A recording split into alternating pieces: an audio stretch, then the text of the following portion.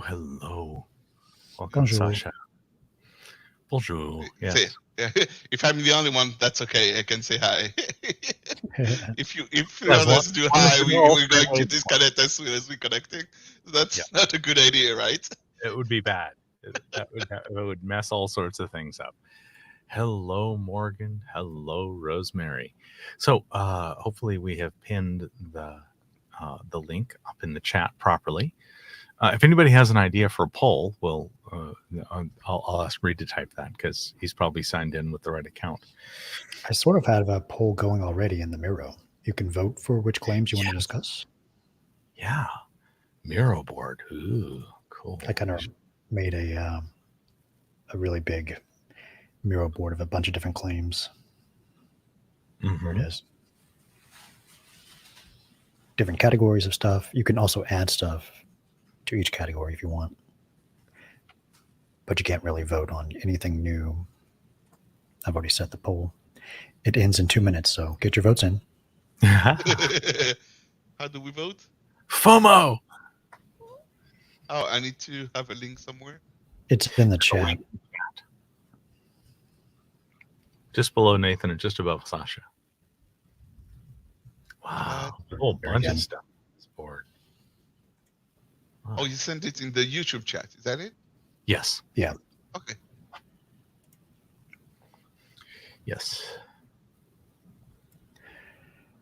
Yeah, what do I want to discuss? I don't know. Yeah, what do you want to talk about today? What does any of us want to talk about today? This is the regular Saturday call-in show. This is where we, in the Street Epistemology creator community, invite the whole audience, everybody who wants to come and talk with us, as long as we stay on topics of Street Epistemology or do Street Epistemology or whatever that case. So we stay in the format. And other than that, this is open season. So if anybody wants to call in, the link is pinned to the top, and we're good to go. So how was your week, Reid? My week, it was good. Both of us went out to UCLA on Wednesday. That was fun. Mm-hmm.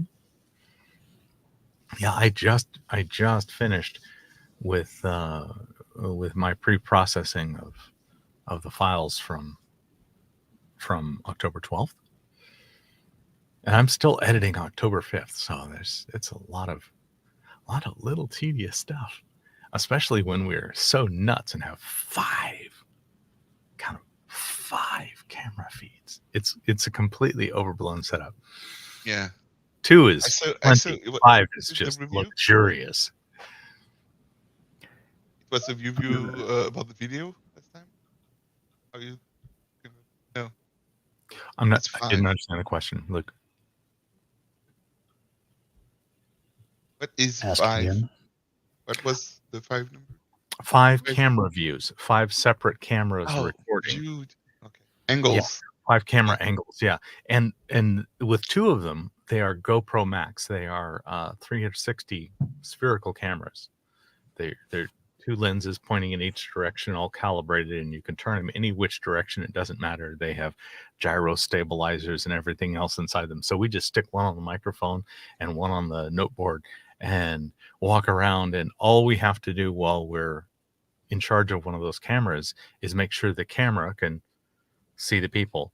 And then in editing, we then choose the whole pan and zoom and rotations and everything else after the fact, which makes the camera work just so good.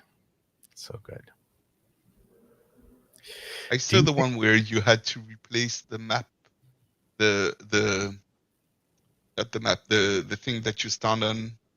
I think you were outside mats. Because they were like in different order. Yeah, we swapped them on there, and I learned a new skill. I learned a skill of. I'm watching some of your videos. You know, that's what I mean. Yeah, that one I learned the new skill of moving one scene off and cropping it to reveal the other scene of us moving the things around underneath. And there's one that I have unlisted that I'll be previewing later today or tomorrow, where I absolutely went bug nuts on the edit. It was late in the evening. I was really enjoying myself, and it's very possibly too much. But I'll let the audience figure that out. How about you, Luke? Have a good week? Yes, it was interesting today. I went out to. Oh, I had to change my car. It was broken. The door was broken, not the car itself, just the door. So I got a new car, and I left my Costco card in my old car. So I went to Costco and said, "Oh, I cannot go in, or I could go in but not purchase anything." And yeah, interesting. I didn't have to go there on the road. I realized I didn't have the card. So Very good. Very good. Sasha asks, do you think that SE could be evolving into something else? I'm thinking that Sasha's E on the keyboard is expensive or something, so that's fine. Drop a few E's. Is SE evolving? Yes. I would say that in the past 9 years, SE has evolved a lot. And working in the course development project, it's amazing how much that evolution, even in the time span of a year or 6 months, is affecting what we write, affecting which words we're using, how our definitions are working. There's a constant feedback. I remember a Veritasium video recently talking about how to become an expert in something. It takes 10,000 hours and lots of feedback. You can have 10,000 hours of experience with no feedback, and all you end up is a pundit, and not very good at predicting things. So yes, SE is evolving, and I have every reason to think it's going to continue to evolve as we learn better and more effective ways of achieving the goals and defining what goals there are in it. Is it easy to take the axiom of fix it in post, but as you know, it compounds the work? Yes, it definitely compounds the work hours. I think right now my videos are floating around 20x the runtime in terms of editing time. Reid, how about you? Do you have an estimate when you do yours, what the edit compounding is? I usually do all of the processing of the entire day itself, and that usually takes 3 to 4 hours. But the actual editing of a 1 hour video or 30-minute video, maybe 3 times as long as however long the conversation was. Wow. Maybe, okay. Or 4 times. 4 times Okay. probably. Maybe 4 times. Wow. Okay. So yours is way more efficient. I want to be a fly on the wall and look over your shoulder while you do your stuff. I'm using all free tools. I'm using the GoPro Player to do the whole pan zoomy thing. I'm using DaVinci Resolve for the video editing. I'm using Audacity for the pre-audio edit cycle and that kind of thing. And I think you're doing all of it inside what's Pro Tools? Final Cut. Or Final Cut, which is a Mac product. Yeah, so clearly your Pro Tools setup is potentially a lot faster than the way I'm doing it. And maybe I can learn some things that will save me some time. That'd be nice. Yep.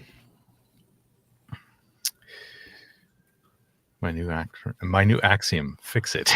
Yes.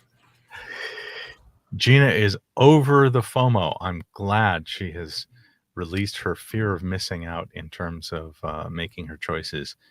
I think fear of missing out is a really, really effective motivator for people.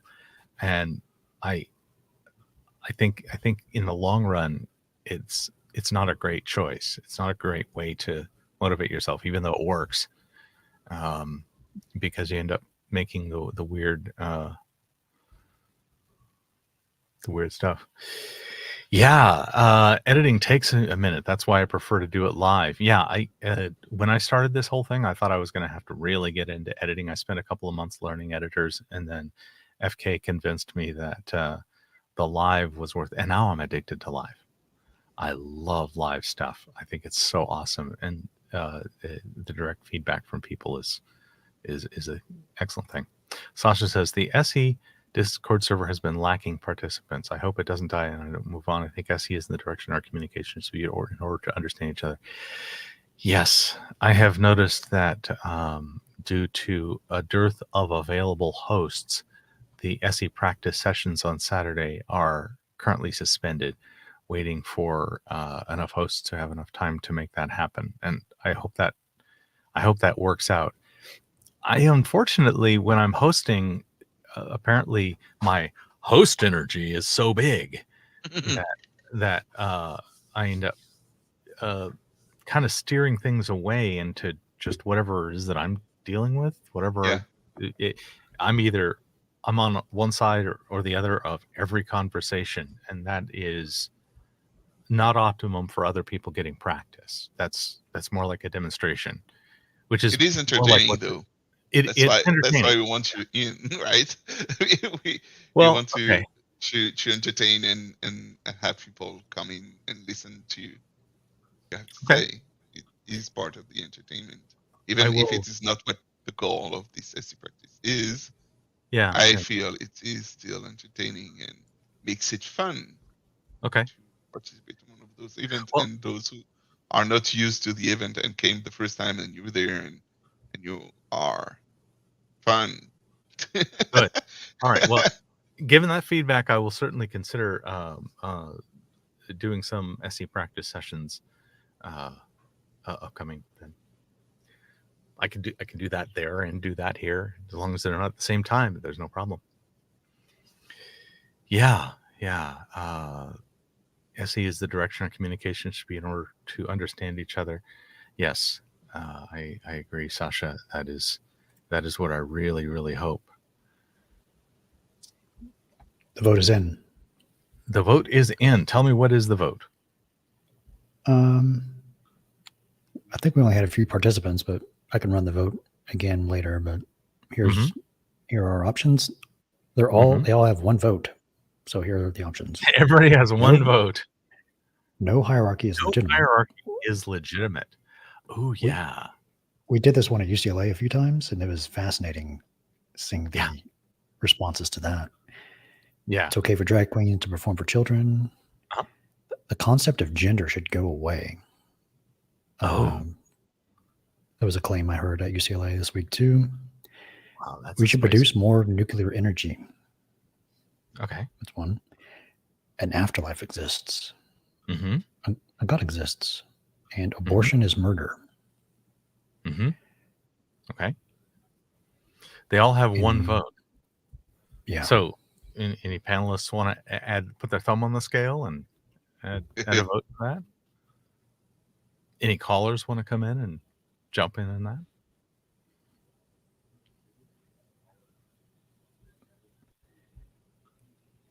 Want to do a spectrum one on one of those? Yeah. While we wait for another caller? Yeah. Spectrum. Which one? Let's pick out. Oh, I have a die. This one. Let me roll a die. Is it 1, 2, 3, 4, 5, 6? The die. Hole might be close, so you might just have to verbally pick one. 5 is 1, 2, 3, 4, 5. And afterlife exists. An afterlife exists? Yeah. All right, we can do that. Let me get the presentation mode going. Mm-hmm. For this one.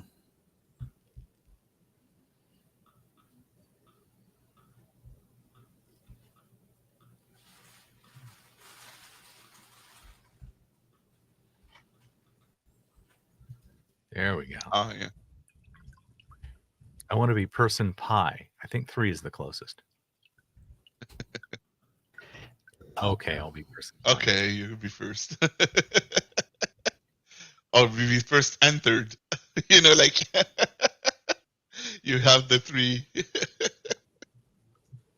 I actually prefer tau 6.28318 or no 6. Well, 6.28. which is double pi, which I think that's the relationship to the radius, which I think the radius is. You don't care about any of that. Continue. So where are you going? An afterlife exists. I'm going to be disagree. All right. I am strongly disagree. Where are you, Luke? Agree. Where? He said agree. Strongly agree. Yeah. Was it agree or strongly? Strongly. Okay. Very good. So, what reasons, Reid, do you end up all the way on strongly disagree? Does that mean that you have really high confidence it doesn't exist? Do you have evidence? Do you have reasons to believe it just can't exist? I don't think I have reasons it can't exist. I just have a lot of reasons to doubt the claims that it does exist. And I think the default position would be that it doesn't. Or I can also give reasons I think it doesn't as well, that it's probably not true. Okay. I'm going to try to pull you more toward me. All right. I want to see if I can move you from impossibility to remote possibility. And I'm not at impossible. You're not at impossible. You just strongly disagree. Okay. Yeah. So what would make it possible? No, what would indicate to you that an afterlife exists?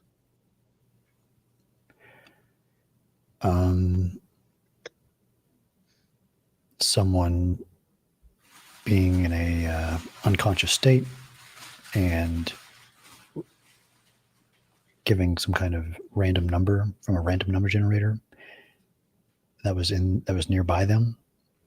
Okay. Maybe giving an evidence of a soul. And if I increased my confidence in souls, that might increase my confidence in an afterlife.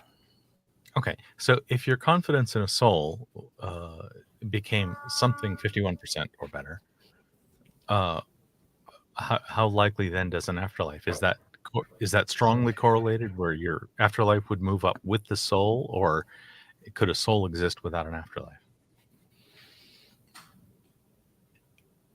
I don't know what an afterlife would mean. If you I think a soul would be evidence of an afterlife, unless you're already still alive, but also have a soul. Like you can just leave your body and then come back.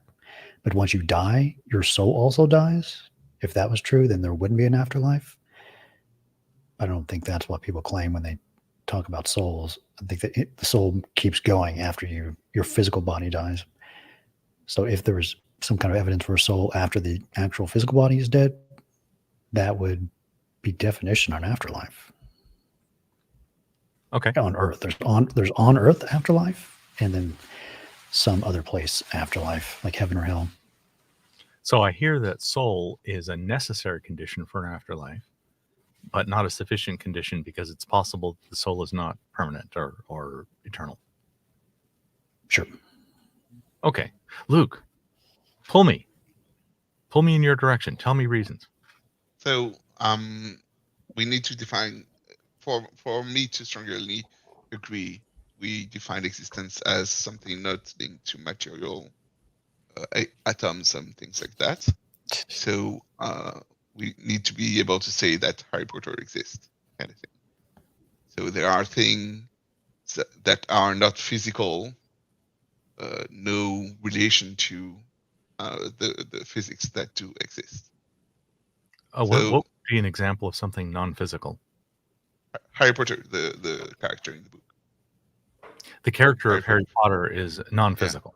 Yeah. Okay. Yeah, he has influence in your life. You go to the movies because of him. You have things that you do because of this character. You dress a certain way during Halloween and this kind of thing. Mm-hmm. But he doesn't exist in the material world per se. When you have a statue of Harry Potter, this is not Harry Potter exactly, right? It's not the real Harry Potter, right? It is a representation of Harry Potter that you have on a statue, but it is not Harry Potter.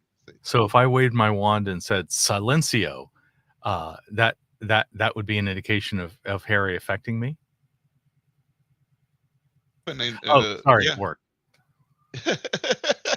It works. You have been affected because of your knowledge of the book, and you know that the name Silencio is one of the name of the spell and those kind of things. So yeah, you have an interaction with this character that have a effect in your physical life. You move your wand because of Harry Potter, right? Yeah. And how does this having so, concepts of fictional characters relating to an afterlife existing? So that's why I say there is two kind of existence. There is this existence that doesn't have physical matter by itself. You know, like Harry Potter himself is not a physical being that you can touch or interact with, right? But still is some kind of being that have interaction with, still exists, right? Somebody could claim Harry Potter exists, but not in the sense of exist like you and me, we exist. So when I say an afterlife exists, it is more in the sense of Harry Potter exists than in the sense that you and me exist. Do we need to invoke the supernatural to explain abstract ideas? Supernatural?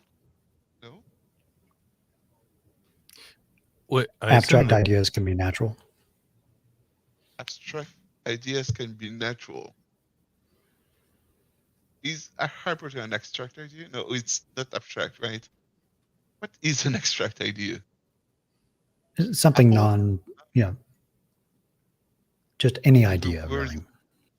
Any idea are abstract ideas, because we have like the famous idea of a tree. Your tree is not my tree, and we both agree that this is a tree, even if we don't design or draw the tree the same way. Therefore, it's an abstract. Tree is an abstract idea, and the question is, does an abstract idea was natural? Do we need to invoke the supernatural to explain ideas existing? No, for me, the supernatural is the thing that is not explainable by nature, right? That is outside of nature. That's what I put in supernatural. Maybe it's not that, but does the existence of an afterlife? Afterlife and the skin are not supernatural for me. Those are the part of nature. Like Harry Potter is part of nature. So an afterlife is part of nature. Harry Potter's part of nature. Yeah. Okay. So, do you have any examples of the supernatural? No. Okay. Do you have examples of miracles? Miracles, yes, I do. But I'm thinking of impossible ideas. The square circle one might be part of the supernatural. These kind of things are not natural, right? Because of the definition of words and ideas, and it conflicts the ideas of drawing a square and a circle that is circle and this kind of thing. So yeah, I think there could be supernatural, but it would be concepts that are not logically or opposing. They are opposing each other. The famous Pinocchio saying, "Now my nose will grow." I like the idea of that one. What happens when Pinocchio says, "Now my nose will grow"? The answer to the other question, Dali, was, what was it again? Why you strongly agree? You asked about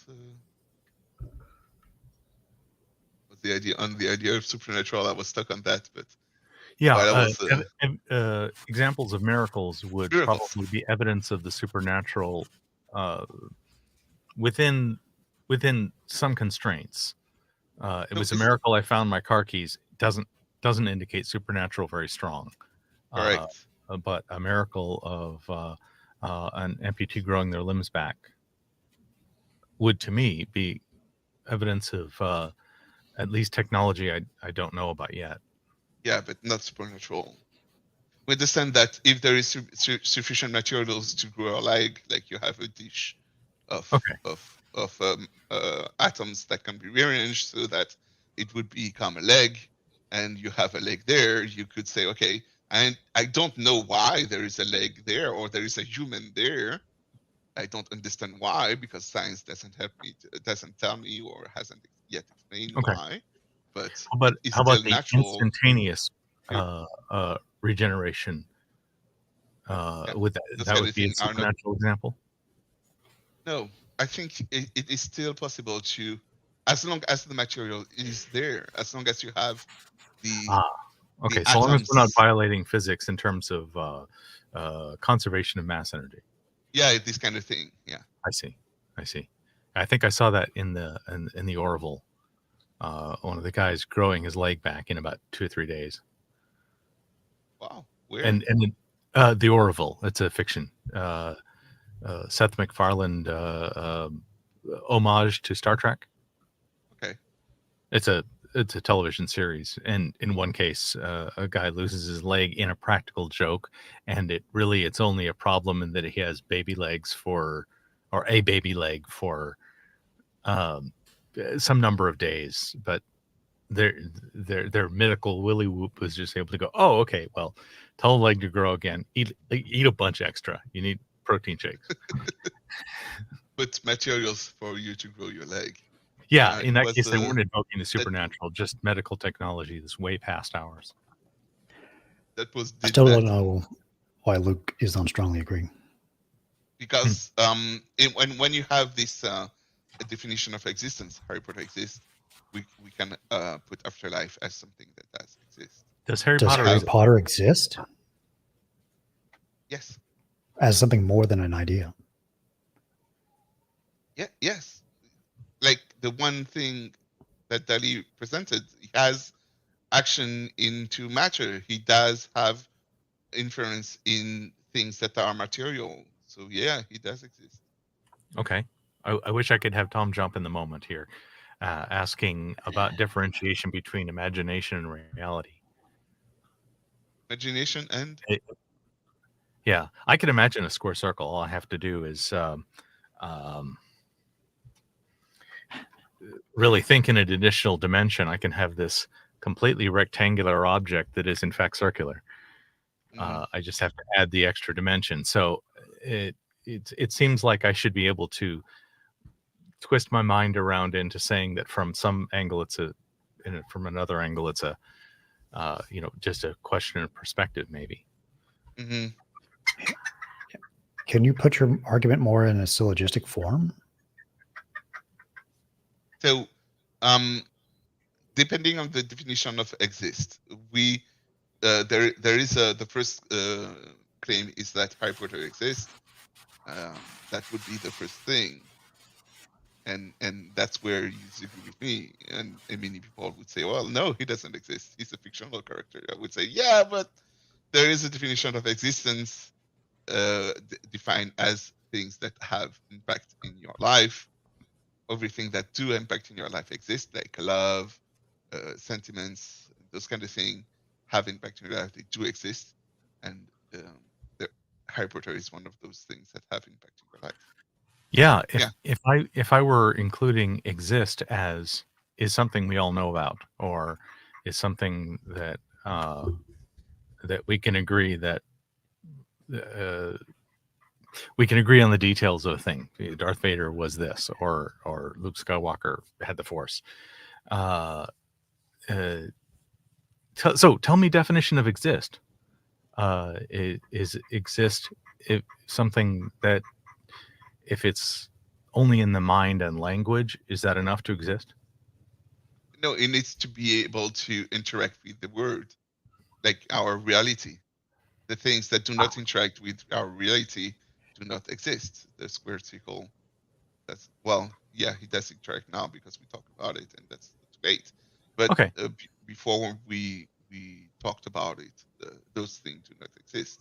Before we think about it and share with the world what they do not exist. They start to exist at the moment where we conceptualize them and are able to speak them or draw them, or like every kind of art piece that you could see depicting something that is not um, uh, in your reality becomes part of your reality because you saw it and it was drawn and has impact in your life.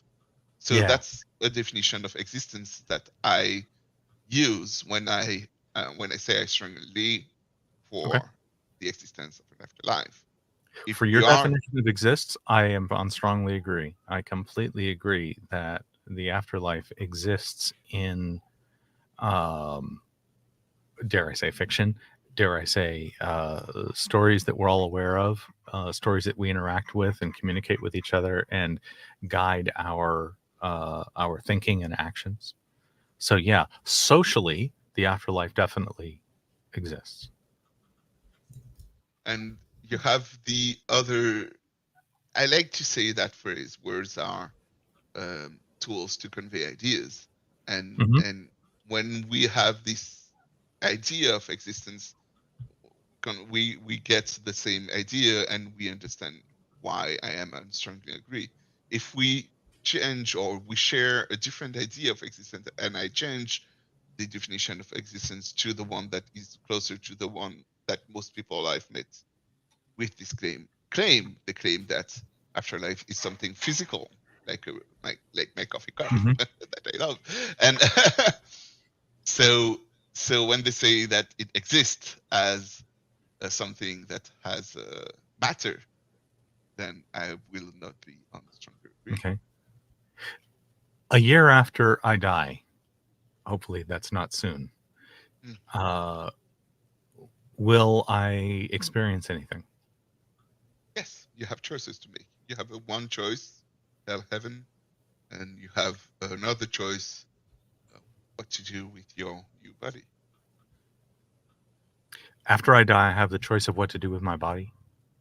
You will go to heaven, that's hopefully, right? Okay. And after you have a new choice you are reincarnated. Yeah, there is reincarnation Okay. after heaven, and there you will have two choices to make what you want to do. So I can choose later. Is that right? I You have still a have choice choices. after I die. That it's not all set in stone once I die. Hell is set in stone, No, I mean, but you're saying that I have choices that I can make after I die that will affect things, heaven or hell, or where I am in heaven, or my status, any kind of status change. yes, you could go left or right with your new body after you die and went to heaven and Okay. was reincarnated. Are you a universalist? And am I throwing jargon in that matters? Yeah, I don't know what it is. My understanding of universalist for this concept is that all people eventually reach heaven. They might spend some time in hell, they might spend some time Oh, in purgatory, or whatever, but that those are temporary states, and heaven is the eventual state for everybody. That would no, be a I'm not. universalist perspective. You're not. So some people go to hell and stay there. Yeah. Okay. Is that kind of hell an eternal conscious torment, or is annihilation an option? Just ceasing to Yeah. have any further perception or consciousness Yeah. or decision The thing with hell is that we making. know of his existence. When I say we, I talk about the Catholics, and Mhm. we know of his existence because of Jesus and those kind of teachers about Okay. what happens when we die, and we know that's not cool. That's not something that is desirable. What really Okay. happens, we don't have feedback today, right? We cannot communicate with we could communicate with souls in hell, but Mhm. we could not trust what they're saying. If they Or said anything at all, we yeah, could trust what they're saying, we maybe. couldn't We because they couldn't. are in hell. Therefore, Okay, they so are we can't get alive. any communication from hell. they could lie. They have the ability to lie, or they're Well, a lie inclined is to still a lie. communication. Even if they would always lie, this is a Knight versus Knave's logical question. Yeah. They're still saying something, which to me would be the biggest piece of data. I asked for them to say something, and they screamed "blah." That's an important signal right there. Really? That you're saying, well, yeah. If I said, "Hey, Luke, can you hear me?" and you go, "Huh," well, that's an important signal. Yeah. That would give me useful information. Yeah, I understand why. It wasn't for me. The reason why I said that is because I've met an exorcist priest, somebody who does exorcism. So he has communicated with demons. He has heard demons and met, because you can, encounters with demons. So yeah, we have these kind of testimonies from trustworthy sources that Okay. can claim they have interaction with hell. But the answer that they would get to how does it work in hell, that's your question. What happens once you are in hell? Mm-hmm. The answer might be false, or true. We don't know. Right. The only thing we know is what is told by trustworthy sources, Jesus and the other teachers that we have. Essentially the New Testament. Yeah, well, I think they talk about hell in the Old Testament, but it's hard to interpret it. They talk about it. The Old Testament, it's very easy in my Jewish studies to as a Jew, I didn't believe hell existed. And I think I was in line with most Jewish thought on that question. I think there is some kind of a. I don't remember hearing much about hell before Jesus, but like if you're in your Jewish study, you haven't heard about hell. So we both of us we have more information about this. Yeah, it wasn't not her about, but whenever I studied as a Jew under Jewish teaching, Sheol and all the things about hell were just death and sleep and non-existence anymore, and there was no indication of conscious decisions or anything being experienced by those people, just that they were below the ground or non-existent. Yeah. I'm still trying to crack the logic of his reason. Yes. And so far I'm getting some of this. Ideas exist. An example of an idea is Harry Potter. Ideas are immaterial, and there's some kind of connection between us and ideas. Please help me. I'm confused. There is a kind of connection between us and ideas. We are the ones. Are we ideas? No. We're materials. Oh, yes. We're material things. So who are you? When you ask the question, I think, who am I in I think therefore I am. So the I that you talk about is material and immaterial. There is a part of you that is not material, right? Would you make the claim humans are fundamentally immaterial? Oh. No, I think you need the matter, like the soul thing that's another definition of soul again. Anyway, so you need the moving part to be connected to something. So you have a human. If you don't have connection with the material, you don't have a human. You have something that is not a human, an angel or whatnot, but you don't have a human. For a human, you need the material part. Yeah, humans can be part physical, part material, part immaterial, but still be fundamentally immaterial. Is the soul the most fundamental part of you? I don't think so, because you have things that are souls without physical things, but you don't have humans without souls that are human. You have things without souls, my coffee cup. You have things without physical things, the angels. that are not connected, that are souls without physical. But for humans to be, you need souls and physical together. Is anything I'm physical in an afterlife? In quoi? What? Is anything physical in the afterlife? Okay. So afterlife, there are 2 or 3 steps. There's 2 steps after life. You die, you have heaven or hell, first choice, and you have resurrection of the body. So the material part comes with I understand the resurrection of the story. body. The material part is for those who went to heaven, not for those who went to hell. Does there's 2 different afterlives, heaven and hell. Is there anything physical in either of them? No. No? No. Okay. So you're completely immaterial when you're in heaven or hell? Yes. You're just a soul. Yes. It's yes, you're not human anymore. That's correct. Okay. I've heard the notion of a heavenly body that you get when you're in heaven. Is that a new piece of something that replaces the material component? I assume it's non-material because there's no material in heaven. That then is attached to the soul and allows the soul some function? Or is the soul fully functional on its own once it's no longer attached to the physical body? So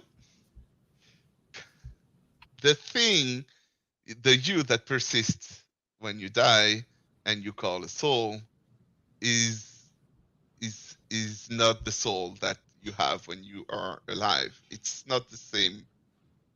It's the word soul doesn't convey the same idea in those 2 sentences. All right. Aha. So that's I have why. a soul now. Sorry, I have a soul now, and then when I Yes. die, something about my soul will change. It's not soul. It's like a soul with a knee, right? Let's start, or soul with a star. This could be called. Okay. This is a watch. This Uh-huh. is a coffee cup, Yes. and we say, okay, this is a coffee cup now. That there is such a difference between the soul in heaven Okay. and the soul that you have right now. That there is a difference between the watch and the thing. Both of them are things that I own. Yeah. There is a link between those 2. There Sure. is a link between your soul in heaven and your soul on earth. Those are both you. There is a link between those 2, but they are completely different things. Okay. So first of all, right now I have a soul. Yes. Yes. Okay. If I die and go to heaven, maybe I make some better choices in the future and end up in heaven, and that I will get a soul, but that's a different kind of soul. Will I have a continuation of memory? Will it feel to me like I still remember my earthly life? You will be able to recognize your grandmother.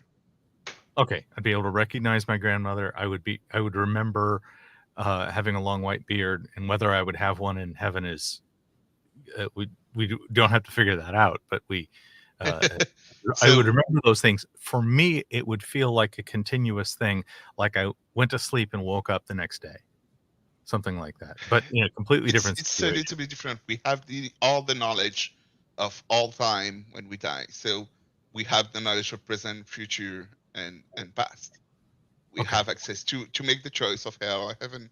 We have this kind of knowledge of things that we didn't know before. Everything needed to make the choice without being impaired by absence of knowledge is given. The knowledge is given by God to you, for you to make a choice that is educated choice. An educated choice. So your coffee cup and your watch are made of similar metals mostly, but I could describe all day the differences between them in terms of their purpose, in terms of their function, in terms of their mass, in terms of their complexity. Lots of things I could say different about it. What's different about the soul I have now and the soul that I would have in heaven? Besides it's not different. being any longer attached to this Yeah, physical monkey meat. I guess the purpose of it.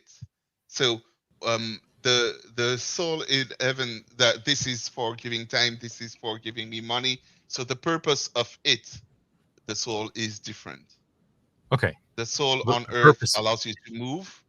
This is the thing Okay. that allows you to move and live and breathe and speak and what else. But the Okay. souls in heaven has another purpose, the one to be reincarnated in your new body. Okay. Wait, okay, reincarnated in a new body. Does that mean I come back to Earth, or do you mean that I have an incarnation that is strictly in heaven? It's not heaven anymore. It's a new earth. Will there be physical material in that new Earth? Yes. Okay, cool. All right. So where does heaven come into this? How long do I spend in heaven before I'm now in the new Earth? It's impossible to know because we don't have time. Time is everything is present in. Okay, shut up. When you Last die, season of The Good Place. Excellent show. Okay. I'm still very confused.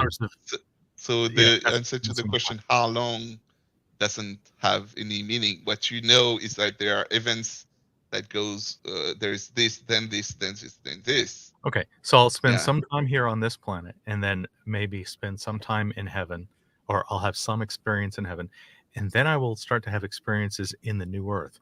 Would I be able to visit heaven once I'm on the new Earth, or am I just now in the new Earth and that's my new place, like I've been stuck on this planet this whole time because I was born too early for good rocket science? This heaven is not a place per se. So when you say visit heaven, it doesn't, you know, it doesn't have the state of heaven. Yeah, would I ever return to that state of heaven? I think you will have a body and you will still be in heaven, right? Still be the same state of mind. You will still. So I'll have both the state of heaven and the state of having a physical body in a new Earth at the same time. Yeah. Yes, I think. Okay. Can we skip more of what he believes and get back to why he believes? Yes, please. Go ahead. I just wanted to learn because this is fascinating and very different from what I was taught as a child. Please continue. It seems, I'm very confused about the reasons, and I'm trying to represent his argument. I think I'm hearing two reasons. One reason is something to do with ideas existing. So I'm trying to be as charitable as I can and make this the argument I think I'm hearing. Ideas exist. Ideas are material. If anything immaterial exists, an afterlife exists. Is that what you're saying?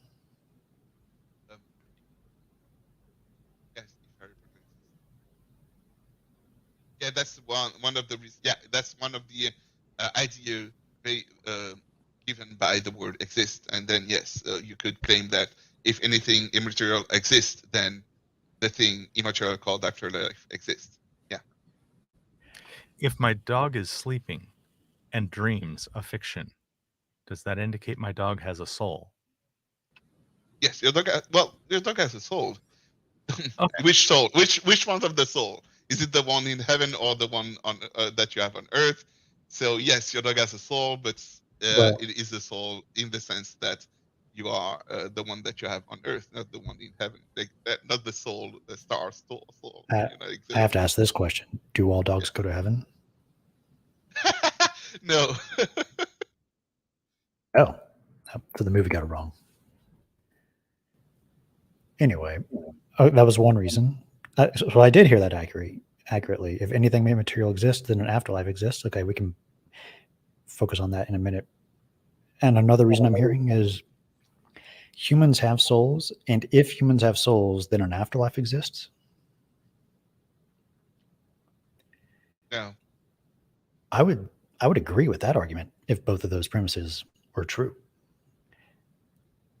Yeah, but no. I would definitely make the inference. The first one is true. Humans have souls.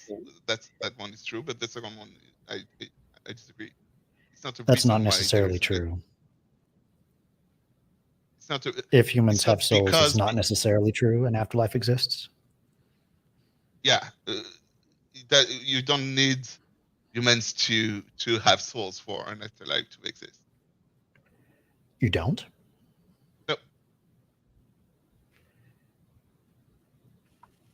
So define a soul for me. the thing that allows you to move. The thing that allows me to move, or the thing that initiates my decisions to move, or establishes like the motivation or the nerve impulses, or something like that. Yeah, it's basically life. Yeah, it's another way to say life. Okay, so my birds have souls of a Yes. of a sort. Okay, is a soul an eternal thing? Once it starts, does it go on infinitely? No, you die at one point. Okay, so that soul dies. So the soul is the life, and then there's a new soul in heaven, and it's a reboot. It's a reincarnation. That's a Scotty wonderful- has beamed me up and transformed me through the matrix of the thing, and that's a different soul. So I don't have to have a soul in order that the afterlife could exist. All I have to do is be rebooted. Is that right? Yeah, you. That's how you were created. You were created with the ability to go to heaven or hell. Ah. A soul You is a don't need thing your that makes things move. Yeah, like plants have souls. This kind of thing. Plants have What? souls.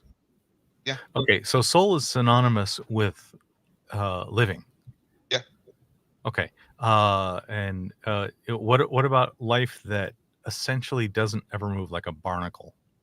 Wait, no. It in the life cycle it moves. The rock is the thing that doesn't have a soul. That is the example that we take of Okay. things that doesn't have a My coffee cup is another one. That's Yeah. why I can do Can- that and not feel bad. Can Does things that are not alive make other things that are not alive move? Without the thing that is alive,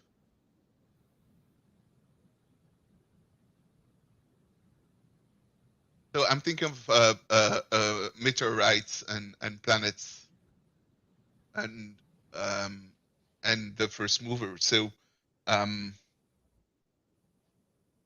I say that things that are not alive made things that are not alive move? What's the cause of the thing not alive moving? That's your question? Yeah. Yeah? Yeah. It's weird. It's a weird question, right? I'm trying to understand what you want to understand. does my wife's Tesla have a soul? Your test- Well, I'm trying to figure out It, if it won't move without commanding by a yeah, living. yeah. Yeah. Well, you have to. a soul is a thing that makes things move. Is a soul the only thing that makes things move? No, like my watch have the thing that move in my watch. What are those? I'm Okay. assuming that motion was put in motion by a living person. Yes. Well, yeah, the watch maker. Ultimately, somebody built it, somebody made it, somebody wound the watch or put a battery in, manufactured a battery, put those things together, something like that. Yeah, there is intent in my watch, but it does move without me touching it, right? It still moves. Yeah. So Yes, there are things without souls that move. this second reason has no weight. It doesn't give you any confidence that an afterlife exists. The humans having souls, that's irrelevant to an afterlife existing.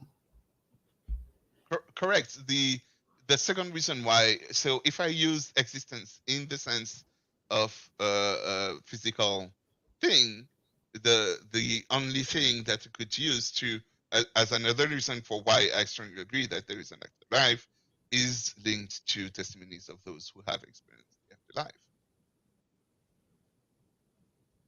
That's That's the potentially second another reason. reason. People have made testimony of an afterlife existing. Yes. That's a Jesus second resurrected reason. 3 days after he died. So this is a near-death experience, or are you talking about a resurrection report? But there was a resurrection report about Jesus, and there you have in your death experience. Okay. Those are true than those, and we have saints, the people that are recognized by the Catholic Church as being in heaven, that have given the testimony of their lives. So Jesus came back from the dead, and if Jesus came back from the dead, then an afterlife exists?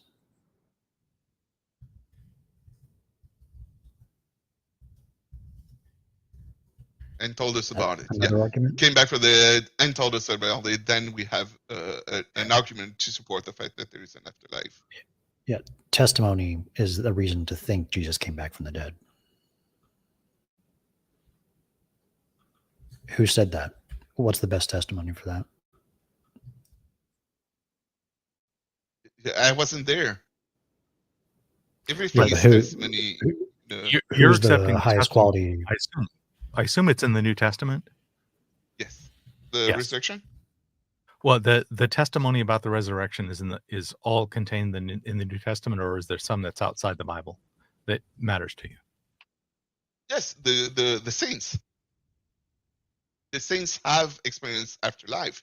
They have communicated with souls or beings that are in heaven. I will try to refrain the use We of have- souls No, to that's not fine. confuse more people. So we have beings that were human that talked with beings on Earth when they were still alive. They have communication, and they reported this communication to us. Okay, so your testimony is the New Testament plus saints' reports that reinforce the New Testament. Yes, and you have saints, you have ND, near-death experience also. Reid, I That's think what you found the Flying Man, is that where you're headed? I'm still trying to get some reasons on the table, and I'm trying to. Yeah, We could go to down that way if you want. word them. I've just been talking too much, so I'm trying to hand you the talking stick. Is the fact that Jesus came back from the dead, or at least that claim, is that the thing that gives you most confidence that an afterlife exists, or is it the fact that that ideas exist? Which has Right. more weight in your mind? The reason one is based on one definition of exist. The reason two is based on the other definition of exist. You understand? Shouldn't we Cool, have so a there is- consistent definition for exist in all of the reasons? So it will be only reason one. I don't need reason two. Reason one is enough for Reason one is claim enough. that an afterlife exists. I don't need another reason than reason one if I use the definition of existence as Harry Potter exists. Okay, I'm going to put all of the Reason two. Jesus coming aside. back from the dead stuff to the side. Yeah. Let's focus on the ideas one. Okay. If anything immaterial exists, then an afterlife exists. Is that what you're claiming? Yeah. Okay. And ideas are immaterial. Is that true? Yes. I think I would grant that ideas are immaterial, but they can be represented in material things like books and us, speech. I choose. Why do you believe if anything immaterial exists, then an afterlife exists? Because immaterial things, afterlife is also an idea. And if an idea exists, then an idea exists, right? If an idea can exist, then an idea can exist. I don't understand your question. If an idea exists, then it exists in reality. Like, what do you mean? It exists really, or exists in reality? It No, exists materially? exists immaterially. Yeah, Very confused. it's because of the word exist. All right. Usually, 99% of people use the word exist to convey the idea that it is something that is material. When we say Superman doesn't exist, we mean that there is not one being that is allowed to fly and shoot laser from his eyes. We say in the material world, he doesn't exist. That's what we use usually exist. But there is another way to use or to convey another idea conveyed by the word exist. It is the idea of things that are influencing your life. Everything that has influence in your life exists because it does have things that you can do because of it. And when you say idea exists, that's the first of the three things. When you say ideas exist, ideas are not things that have material you can touch. You cannot touch an idea. You understand? Okay, I guess we need to talk about what influence means. I'm touching. If You're touching what? What is it? I'm touching pie. Pie. That's the ratio- name of your yo-yo? Is it a yo-yo? No, it's just a little round thing. By rubbing on the circumference, I'm touching pie. Oh, yeah, true. I'm just messing. I get it.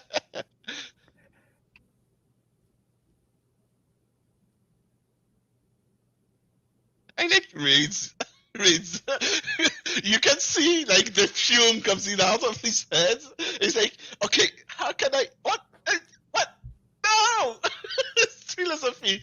Yeah. It's high degree of philosophy. That's a conversation I had with philosophers around the world, and not around the world, many different parts of philosophy. And So this is your first definition of exist, which is to say something that has influence on your life, something that you can interact with, cause changes, and it's not something specifically material. So immaterial things can exist because we have fictions and ideas and pie and math and stuff. wow, math is a good one too. I like math this is one. math is a fantastic fiction, but Yeah. so I want to put this one as call that exist sub 1. Now exist sub 2, that's the other one. Could you define that one for me? The other definition of existence. The things that are materials. You, me. Okay. The coffee cup, the watch. So does the number 2 exist in that second definition? Is afterlife exist in the second definition? The answer is No, yes. the number 2. Oh, what's the number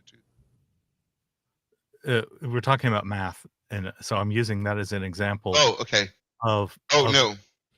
So number 2 does not exist according to your second definition of has something material.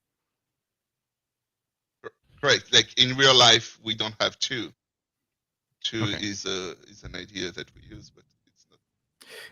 The new Earth is that's material, right? The that one.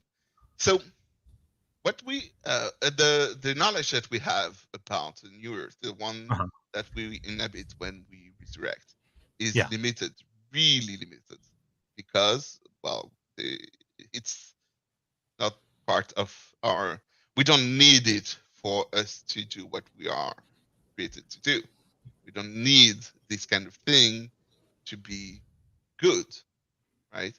So the information given or the knowledge about it is really scarce. So you could ask, what does it look like? What will happen? That kind of thing. We have a vague idea of what it will be, but we don't have any proof of it. We don't have communication with people on this new Earth, right?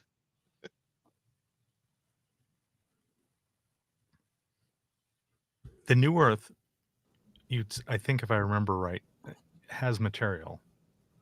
Yeah. And of course, it may not exist yet, but in our overall timeline, whether it exists or not right now is not really the question. It's will exist. So still material in the future. So there's an afterlife happening on the new Earth. That qualifies as afterlife because I would have died first, right? Yeah, true. Okay, so that's an afterlife that has a material component. Yeah. Yeah, okay. And you exist in them as much as you exist now. Hopefully. Ooh, I like this. I like this Rowan Collin thing that he's got going on here. Okay, can we put some examples in this? Oh this yeah, 2x4 where those thing? numbers. Oh, so numbers would be immaterial and exists. The bottom left. Numbers. Mm-hmm. Harry Potter, Harry Potter 2. Yeah. immaterial and does not exist. Or does it exist? He exists. Yeah, that's where I would put the second one. Because with you, Reid, I'm talking about the first definition of exist, right? Don't, Yeah, so this is don't this forget. subscript one. Uh-huh. Okay. Okay, And what's an Anthony example of something immaterial that does not exist? The square circle. Oh no, this one do exist. Too late. I talked about it. Unformulated idea. Okay. A what? A novel nobody's ever written yet. Yeah. Future stuff. An unformulated idea is something that does not exist and is immaterial. Yeah. Idea is immaterial. It doesn't exist because it hasn't been formulated yet. Okay, and what's something material that does not exist? Unicorn? No. Oh, no. Oh. Oh, The drawing of a square circle? Yeah. Okay, the drawing of a square circle. what? Okay. Would be material but does not exist. Yeah. Okay. Did your unicorn also qualify?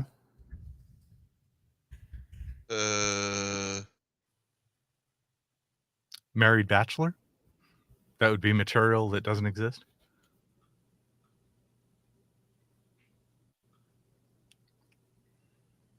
Yeah, the thing with unicorn is that Harry Potter could be there, right? It's where? So I didn't understand the word hyper something. Harry Potter. Harry Potter. Harry Potter Where? is in immaterial exist, but could be Ah, if unicorn yeah. is in material does not exist, Harry Potter could be there at the same title as unicorn. So I saw don't I think- saw a unicorn in the movie Legends, so I definitely would have to put him in whatever Harry Potter is. yeah, unicorn would be more like go with Harry Potter. Where would you place God? Oh wow. So exists material. Yeah, that's where I would put him. God is material? Yes.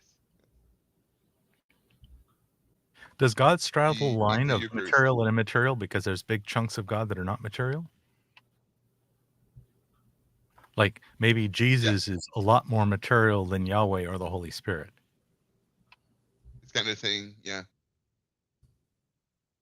So Jesus is material and exists, so he's also God. Therefore, I put material and exist with God. But yeah, you could. The idea conveyed by the word God can be only immaterial and still exist.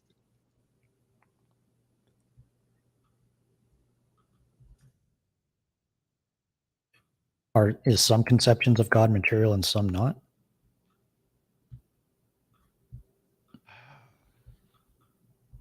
It depends on what is the information that you want to convey, right? There are a use of it's the same God. Jesus same God, so it will always be material. So yeah, and the Eucharist that you go when you go to church. So yeah, exists and material. Okay. I have questions about Harry Potter existing. Yeah, But in numbers. by existing, we just mean it has an influence on our life. Like I would say the concept of Harry Potter has had an influence on my life. I've watched a movie with the character and I enjoyed that. I felt emotions. Is that all that's needed for influence?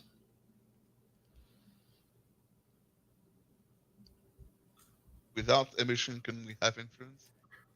Is that your question? Another way to formulate your question? It seems like has an influence is a low bar Oh yeah. for existing. I might have a higher bar for stuff to exist. Or maybe just has an influence. What kind of influence? A material influence or an internal subjective feelings influence? And something that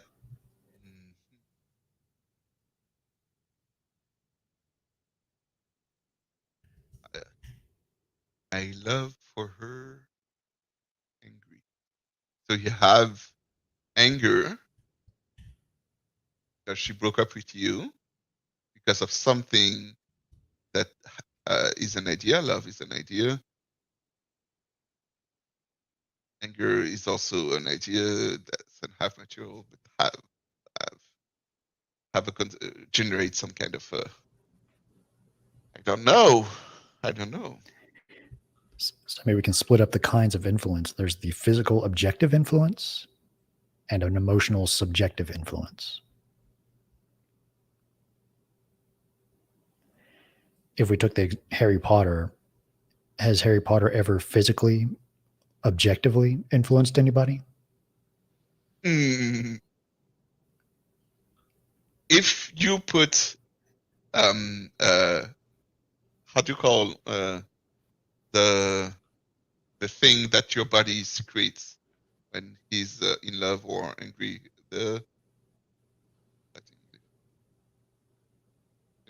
like endorphins. What are those things? What things? Endorphin. A dolphin? Endorphin. Dolphins. Endorphin? Endorphins. Oh, the chemicals in my brain that affect my mood and motivation. Yeah, there are chemicals, but they are called. There's a name for. Endorphin is the word I'm familiar with. Yeah, endorphin is a chemical, and also something else. No, it's only chemical. The way to refer to endorphins. Are you saying Harry Potter has an influence on people through their endorphins? Yeah, endorphins. Let's say endorphins is secreted because you watch Harry Potter, so you have physical objective influence because of Harry Potter. Okay, so the story influences our body to react and regulate and have emotions through communication of endorphins and nerve signals. Yeah. And that's enough to say that the fictional story was the cause of that material physical effect. Correct. I Objective have no argument with that. If I had an influence on you and that caused some endorphins, is that the same thing as me existing and having a physical influence on you? You exist. Don't worry. in both senses, you have ideological influence on me, and you have a material one. If I were to meet you and throw you the ball, you will have a.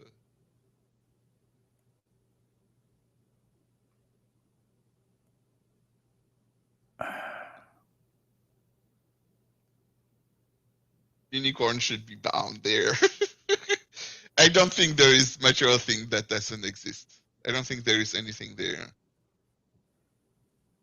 Even the drawing of the square circle is too late. Those are words that are created dopamine and endorphins I and see. whatnot. Because those are ideas, Yeah, even if we can't figure out how to implement them, they are no longer an unformulated idea, and therefore by your first exists goes on the exist side. And those things are not material because they haven't been rendered into something material. yeah. Therefore, they're immaterial.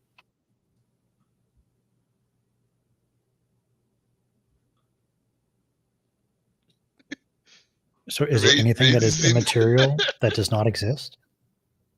What's an example of that? What's an example of something immaterial that does not exist? The story of the future.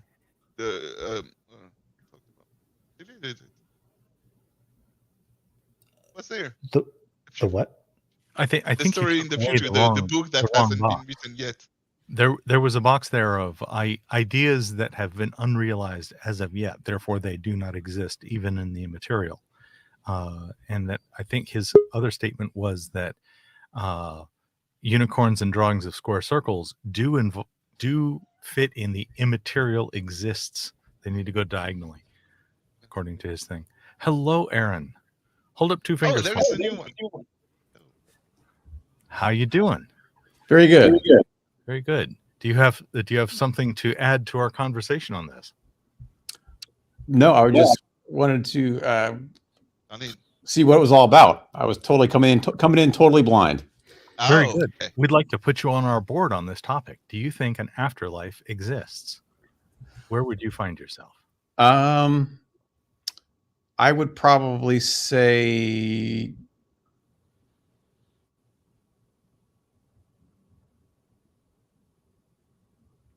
disagree. Okay. What puts you over on the disagree side? What makes you think that an afterlife does not exist? Well, it's one of those tough questions where we don't have any, good evidence either way, but I lean more towards, like, I don't know for a fact, but I'm hedging on, since we haven't experienced, or I've not been convinced of people's experiences to make me believe that there is. So, Okay. So you're not compelled by the evidence, and you would find the default to be on the disagree side. yeah. Thank you. All right. Since Dali, myself, and Aaron are on the disagree side, can you SE us as a group, and we can kind of powwow our reasons, and then you can. So the probe our first reasons? question is the one that he made. What is missing? What would convince you that there is an afterlife? That's your first question for us? Yeah. You first. Go ahead. Well, let's powwow. What is the best reason to think? What could convince us? That's the question. What is the best evidence that could convince us? We can just powwow together. Resurrection, I'll start with. Yes. Would that be- Resurrection, like significantly beyond medical knowledge of, really cold for 90 minutes. Resurrection after a year, that would really.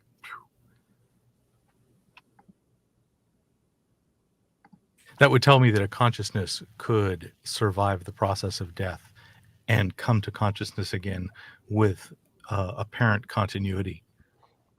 But they could not be in an afterlife in that interim. They're in an afterlife then. When? Oh, afterlife, even in their physical body again. Right. So let's say I had a friend that died last year, and I buried them, and I knew I was, one of the, I don't know why I knew. I saw them dead, and now they're alive again. They're in an afterlife, even if their new Earth is still the old Earth for now. I think we should define afterlife as like heaven or hell. Oh, afterlife that has kind of to thing. be in another realm. Yes. That's not what Jesus did. Jesus came to this one. So Jesus went to hell as well, right? Well, yeah, but I only have a report for that. No, if I met Jesus resurrected, or anybody else. I'm not holding out for just Jesus, but if the example of Jesus is given for proof of the afterlife, meeting Jesus in the resurrection would be very compelling proof to me that consciousness can have continuousness after, and then so on, and then getting me to believe in the alternate places, the heaven, the hell, and that sort of thing would be less difficult if I had established continuity of soul not attached to a body that dies. I'm talking too much. Please continue. Yeah. Thank you very So much. I think a resurrection would increase my confidence an afterlife exists for sure. Definitely above 95%. What about you, Aaron?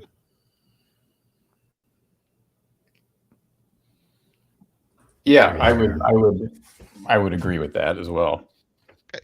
So follow-up question would be, does it need to be now, or could it be before? Now. Does it have to be now for it to be true? If there was resurrection before, and you have sufficient evidence that it did happen in the past, is it still a valid evidence for afterlife? No amount of mere words on paper will get me to believe it. Yeah, I would agree.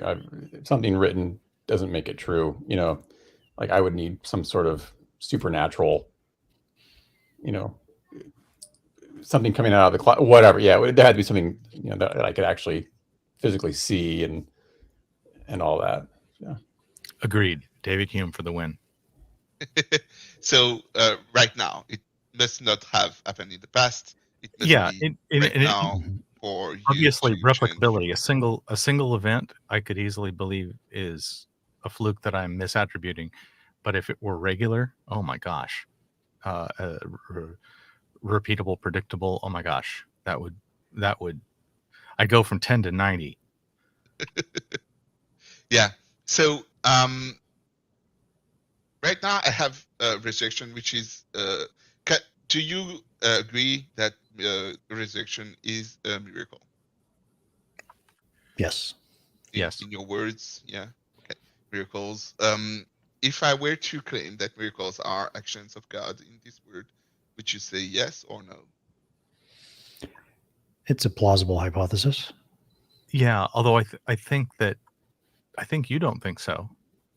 I think that you agree that miracles can be performed by not God. Oh yeah, that's By the another. devil. Yes, devil can be. Yeah. Yeah. But it wouldn't be a miracle per se. It would be an experience. You're defining miracles as those Yeah, things that are there, and so there's miracles, this alternate devil miracles, devicles. And Let's create a new word. I like it. And I'm saying resurrection could be a devical. So if you've got miracle and devical, I'm saying a resurrection falls in either category. Or it could be aliens. Pardon? Oh, it could be the aliens, yeah. That we're the source of the resurrection. Yeah. Alienical. So you are I just realized alienical. Sorry, thank you. because of Ray's reaction, I said, why is he? Oh, okay, because it was okay. That was a word I didn't understand. All right. Just so you know, I'm French, so sometimes I have trouble with some English words and jokes. It takes more time for me to get them. Yeah. Is our confirmation criteria too high? Is it unreasonable to have that standard of evidence? What? You're asking me? Well, wherever you want to go, I would assume it. I don't know. So yeah, I was at this step. We have miracles that needs to happen right now when you are alive for you to be convinced that there is afterlife. You all three agree on that. The next question, what do I want to know? Why the events happening before are not enough for you to be convinced? David Hume.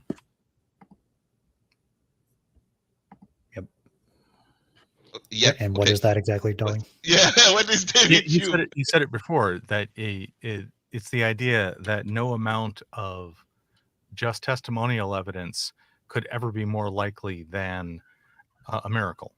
So you can't take only testimonial evidence to come to a high probability or high likelihood, high confidence that a miracle occurred. You need some other corroborating evidence before you could take that on. That's David Hume's position. And it's Yes. the one that both Reid and Aaron said in the earlier answer. And so I'm just So- putting David Hume. I understand. So David Hume says testimonies are not enough, basically. And what else? What is the other thing? So you have personal experiences, testimonies. Personal experiences is enough. Testimonies are not enough. Is there something besides personal experiences that would convince you? Multiple independent researchers reporting on a thing. They need to be independent. They need to be able to replicate and that kind of thing. So a bunch of scientists studying a thing actually convinces me much more than my own direct experience. So is that Right. a kind of testimonial evidence? And my answer is yes, but it's corroborated by independence. And So it's a obviously that testimony. could be faked. That I could be fooled because I was convinced that things were independent when it was a hoax. Yeah, like the scientists could say, "Hey, let's play a trick on Dali," and and make him believe that we do have science proof that this person resurrected was dead and is not dead anymore. Right? That would be something that would convince you. If there were scientists, a community of scientists that says, okay, this person was dead and is not dead anymore. Or do you mean that they killed people and then they resurrected them? Which one of those two? The scientists, they need to be able to resurrect people and therefore there is an afterlife? And the person who resurrected still have the same memories of the one that were before, that it was before.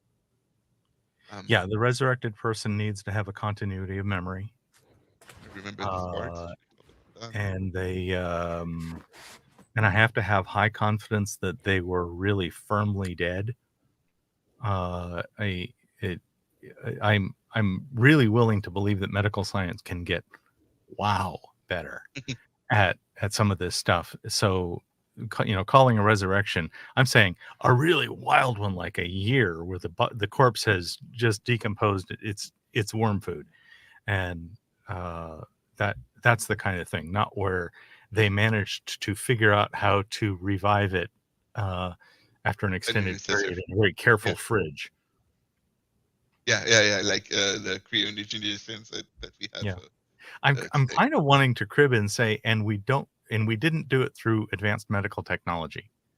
That it happened, it happened independent of medical technologists performing this resurrection. That would not, now afterlife starts to get its own little special meaning. Yeah, because I'm looking for something miraculous. The thing about scientists replicating the miracle, I typed scientists replicating the miracle, which is something besides what happens to you or testimonies of others. You would need a third thing that I typed was scientists replicating the miracle or corroborating the miracle. That was my question. Do you want them to say, okay, I looked at the evidence and this really happened, this was true, or do they need to be able to replicate it? We need to be able to observe it happening, ideally much more than once, and we'd like to have really good references that all of the necessary conditions to show that it wasn't just something that was a natural fluke occur. It's just one of those things, and this is all about the more of those I get, the more my confidence is shifted. It's not a yes/no question for me. It's It's how many boxes did it tick? And each one of those moves my little flying man gauge a little more. Those events, are they caused by the scientist, or they just observer of the event? The scientists are the Observer. They shouldn't be observers. causing it.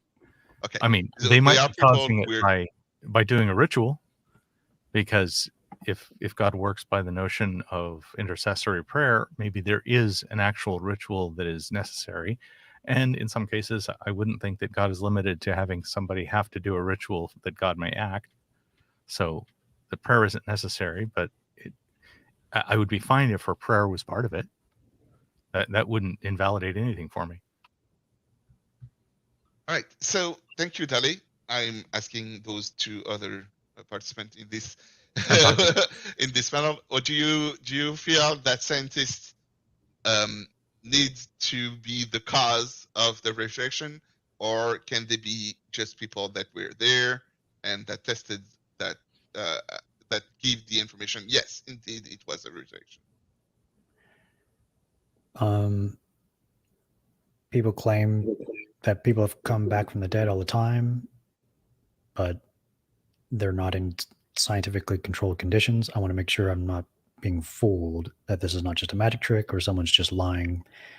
I need to make sure everything is observed in the moment, ideally with multiple cameras, multiple witnesses, and as much as we can control the environment. No one's doing anything tricky or suspicious, and that the more I'll have confidence in it. I would second that. So, for afterlife to exist, you must be able to control life. For YouTube setup to have a setup of cameras and people that are watching this person who's dead and know that he will be alive, they are controlling life. For afterlife to exist, you must be able to control life. Do you agree with that? Yep. A rigorous test under extremely, high bar of control for the situation. It's not the only Okay. reason it would convince me So to, but it's the one we're exploring right now. Yeah, the one because we explored the David Hume's thing, and we explored the personal experience. Something your friend was there. This one is clear. Understand where you come from. Why would you believe there is an afterlife? Because your friend resurrected, and you trust. I guess he's your friend. You trust him. So he wouldn't lie to you about being dead, or you would have your own senses to test or touch him. Yeah, he's really dead. I poke his eyes, didn't blink, this kind of thing. So yeah, the third one. That's the thing I wanted to learn more about, because I heard so many times this on the question what is missing. The personal experience is the thing that would convince the people of otherwise, and testimonies wouldn't convince them. Testimonies are not enough. But when I ask for a third one, usually what I get is answers like scientists.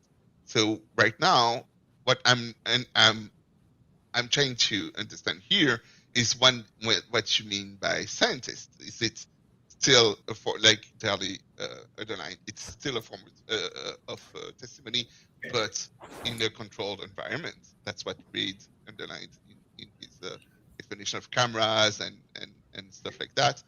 Controlled environment, and not the person not lying about being dead. It's reality that's the authority, and the cameras are a means to capture what happened in reality. And the scientists are there just to make sure everything is going to be captured without bias. Cameras capture reality better than mere testimony. Yeah, because ancient it's hard to lie. script. Yeah, ancient scripts. We weren't there, so it's impossible to validate. and they're in either when the camera's So imagine that we had picture, Aaron. that next week. Well, You all have to four be of us. there. I'm sorry, Dali. The question is about the mind of Aaron right now, Okay. because he went to the scripture, and there is something I don't understand here. Why is it the need to talk about scripture when you have a scientist that has been filmed, this guy resurrecting, and he comes to you and says, yes, have external validation, so other scientists checked the data that he received. You weren't there. Do you have to be there for you to be convinced that there is an afterlife? Video Or allows has us to this be there person better scientific than mere theory? words on paper. Right. Yeah. Sorry, Reid, what did you say? Video allows us to be there pretty much just, almost as good as being there is having it be on video. Much Okay. better than mere words on paper. Okay, yeah, video is one step higher than just the scientists when they're sitting there, or the panel of scientists where they're sitting and writing what was going on, right? It's They like were 1,000 all times writing better. in their own pads, and then you have all the pads saying the same thing. You would say, okay, maybe they wrote something wrong. I prefer the testimony from the video camera than the one from those guys writing down what was up. Yeah. Aaron. 24 pictures per second is worth like 24 million words. 1,000 words. One picture, 1,000 words. That's a lot of words. So yeah.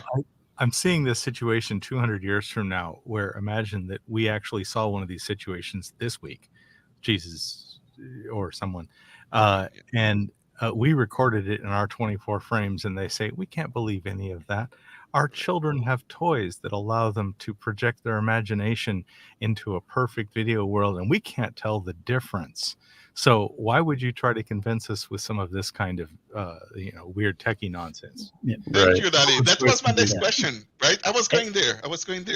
So that's my next question. What is preventing you to say, once you have those, I am still not convinced? Why is it more convincing to have this video than having those testimonies? What makes it more convincing when you know that we have technology that allows us to fake the video? I wouldn't be completely 100% convinced because Yeah. of those facts that it still could be faked. I would not be 100% confident for sure. But You would being there in person with other Yeah. people who can collaborate, corroborate. This one. Says I was there, so was I. We both took photos, video, different people from different angles. Stuff like that. That would raise. Yeah, it's the multiple independent adaptation has about 10 times the impact on me that one person's well-crafted story does. Yeah, the personal experience, of course, is the one that we want to. But there is so many things that we cannot experience. We cannot be every place.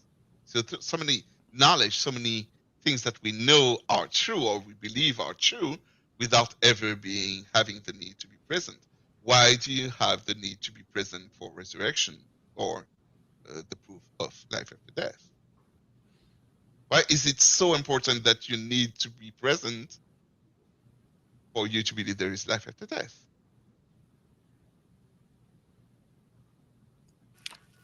Why do I have such a high bar? Yeah. There are so many things that are worse in your life today, and yeah, why do you need this level of I need it to happen to me or somebody close to me in Dali's case, and be there for me to believe there is an afterlife? To control for all the ways I could fool myself. You could fool yourself. Right.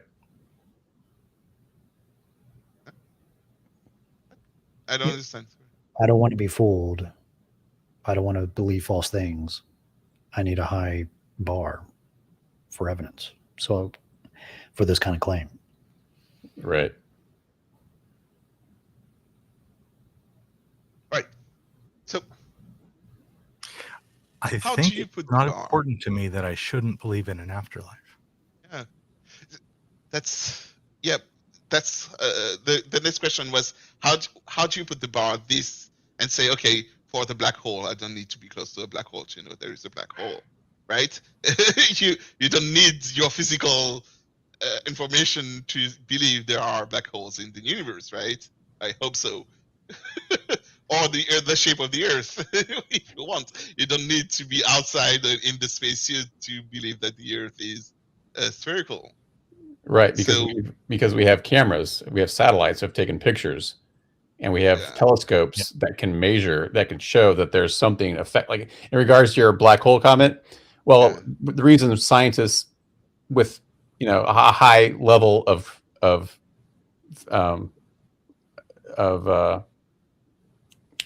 totally blanking on the right word, confidence that they know black holes exist because they have an effect on things around them. They distort light from things behind them and warp it. And they've tested this. You can look at, with the James Webb Telescope called lensing, the lensing effect. And so that's how they know. And they verified it. They corroborated it with other scientists around the world using the same methodology. Does that make sense? We've tested the hypothesis of black holes and right. had it yet to be falsified. It doesn't need to be there. That's my question. Why don't you need to be there? Because we have satellites that are there. We have cameras. We have these devices, these tools that help us see things. So because we physically cannot be there, as of right now with our current technology, so we have to send machines out into space or here to observe and collect that data. If you could, would you feel the need to be there to be able to claim that black holes exist? I wouldn't need to be there. If I was there and I was being sucked into a black hole, that wouldn't be good. No, let's say in this hypothetical, you can be there and come back. You have teleportation power. Okay. Shh, don't ask. You have teleportation power. Black holes doesn't affect you. Oh, that's weird because you will have a different physical world. It doesn't work. Yeah, okay, but hocus pocus. Thank you, Dali. No, okay. My question is not valid. My hypothetical world is breaking apart. Is the existence of a black hole equivalent to the claim of someone coming back from the dead in terms of extraordinariness? Is it similar? Yeah. Is it the same level of extraordinary claim? Yeah, extraordinary. Yeah. That's why yes. That's They're what not in the same ballpark to me. There is one more extraordinary than the other one. Yes. And how do you measure the extraordinariness of a claim? Extraordinarity. Thank you. I suggest. I don't know. The amount it's explained by our best empirical theories, and the amount of testing that it has gone through and survived.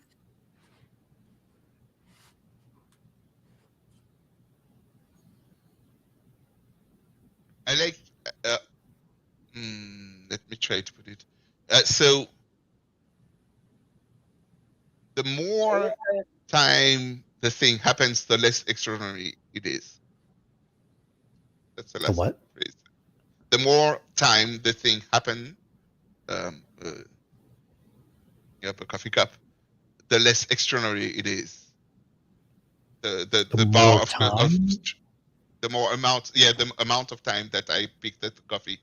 If it's the first time, it might be extraordinary, but the 10th time, it is less extraordinary because whoever posited the existence of black holes the moment they posited that to some other human, that other human should not have believed them. Probably. Right. They say, I believe there are black holes, and people would say, well, I'm not convinced. It's an extraordinary claim because it haven't been measured or tested before. So amount of time, it never happened before. The first time black holes were presented, nobody else presented the idea of a black holes before. Is that what you're saying? Yeah. And then that guy who posited it said, well, it fits in with all this other stuff we know, and it predicts this new thing that we've never seen before. And if we do this and we see that, then we could be more confident about it. But if we fail to see that, then that would falsify it. But every time we've checked, it goes along with our model, I assume. Yeah, that's what happened. So it's about the scale of extraordinarity, that extraordinarity. The scale of extraordinarity moves with the it is less extraordinary if it's not the first time that it is deposited. It is less extraordinary if there is measurement that is explained by the claim. Yeah, the less it fits with our best empirical models of reality, the more extraordinary it is to posit it existing. Right. So how is afterlife so far-fetched from our model of reality? Because there's nothing that we can test to verify. There's no tangible, at least this is from my thought, there's nothing tangible that we can, hence the term supernatural.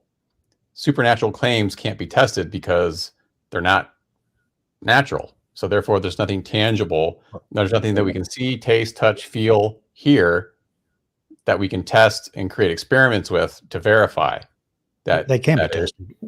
We posited in resurrection or people coming back from the dead. Okay. Just whenever we've attempted to test them, they've never worked out.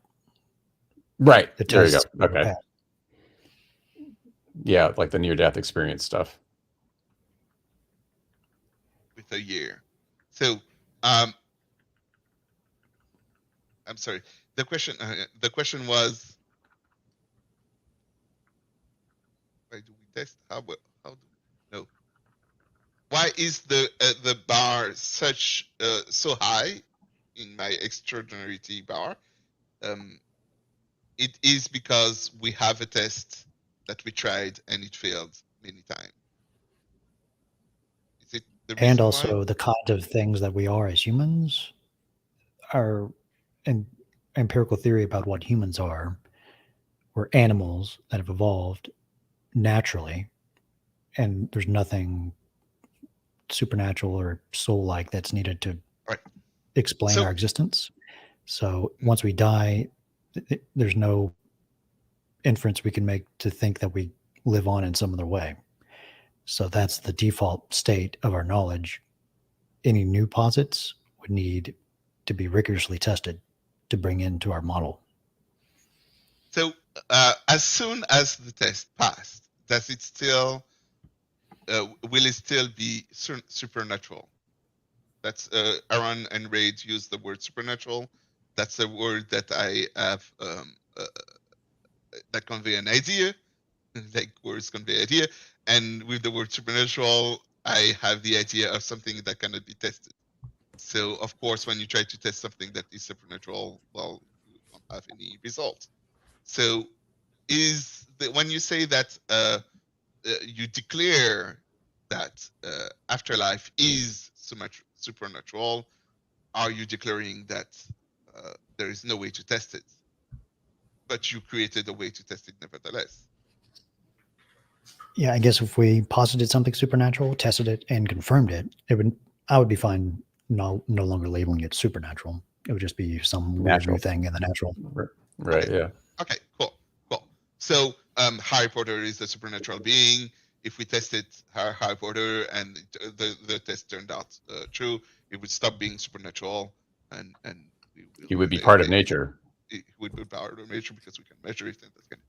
What are the okay, so the test that we have is the resurrection text. We have a guy who's about to die. We put it in a room, film it, and we wait for him to resurrect a year later. That would be the test. So we did that for many other people, and then from the result, if there is one person, is it enough? Doing more than one? How many do you need for you to say, okay, I have enough for me to believe there is an afterlife? One moves me a little, 10 moves me a lot. Huh? One moves me a little, 10 moves me a lot. 10? 10 would move me way more than 1. 10 times more. It would depend on the testing conditions. If one person came back from the dead a week later under really rigorous testing conditions, multiple people there watching in a locked room, multiple cameras from different sources, all recorded and all good to go there, that would be much better than mere one guy with some iPhone videoing it somewhere by themselves somewhere of 10 people doing it. That would be much better. Yeah. On the quality of the evidence. And the test. And the Yeah, test it itself. all adds up to how much it would move my confidence. And my confidence, I don't think ever can move completely from one side to the other without a paradigm shift in my thinking. Not that that's never happened, but it's rare. Usually my confidence moves in little increments. Yeah, usually, yeah. When did you start to love your wife? Right? It's like, yeah. Any other questions? We have 5 I'm minutes. thinking, yeah. That's why I looked at my watch, and I say I need to wrap it up. And is there an unanswered question? What is your disconfirmation criteria?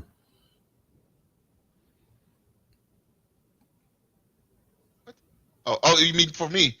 Yeah. In my mind. Okay. I'm sorry. I was connected to your minds right now. I am exploring your minds. So for me, what would convince me there is no afterlife, I think discovering that they lied. The saints and Jesus and those kind of things. They lied about what they claim to have witnessed. Is that a good disconfirmation criteria?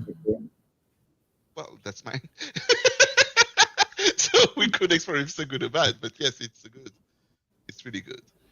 When you learn that your scientist that gave you the video lied about another video that he made, you will automatically say, okay, I sorry, thank you for all those group of scientists that gave me all the videos of the 10 people that resurrected, but you lied to me. So yeah, I don't believe there is afterlife anymore. Or how would you know they lied? Yeah, that's a good question.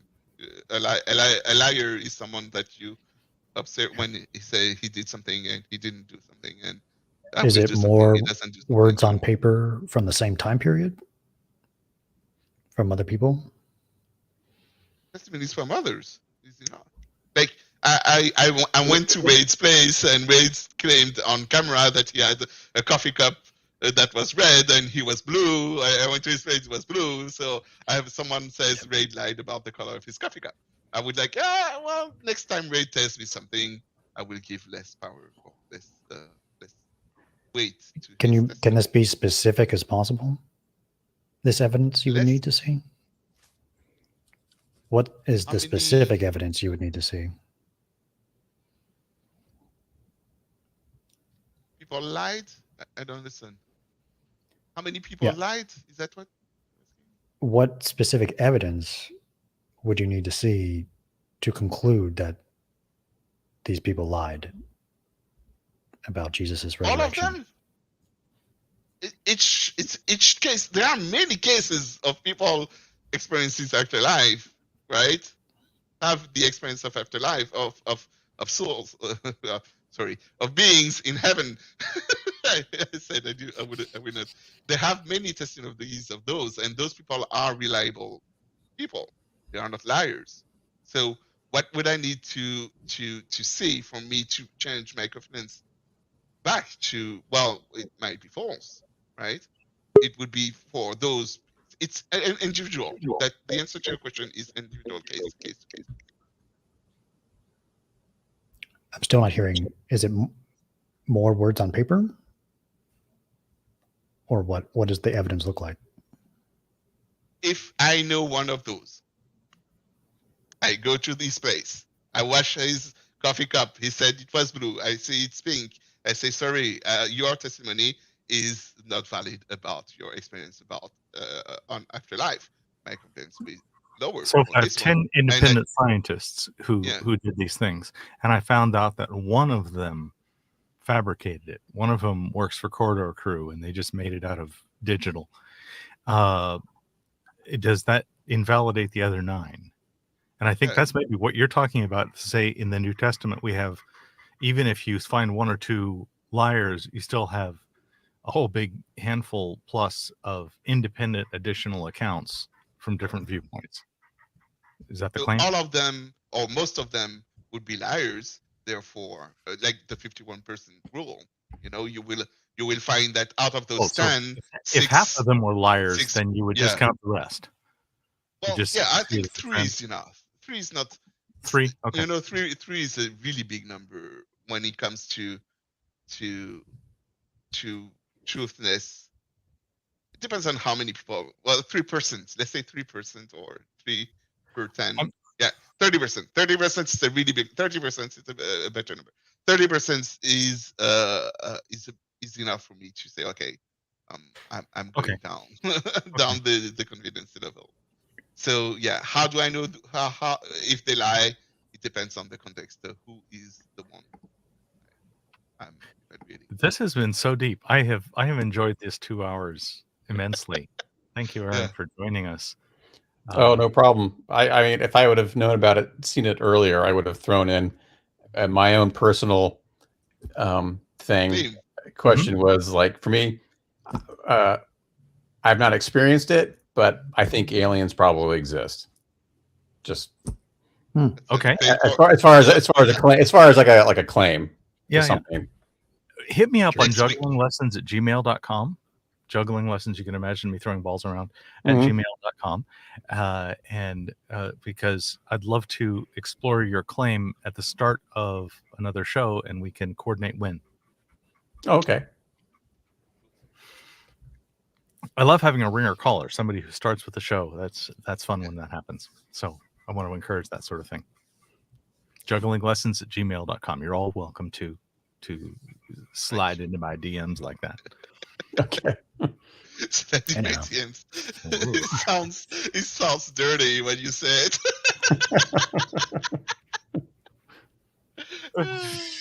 Oh, okay. Well, thank you. Any last words?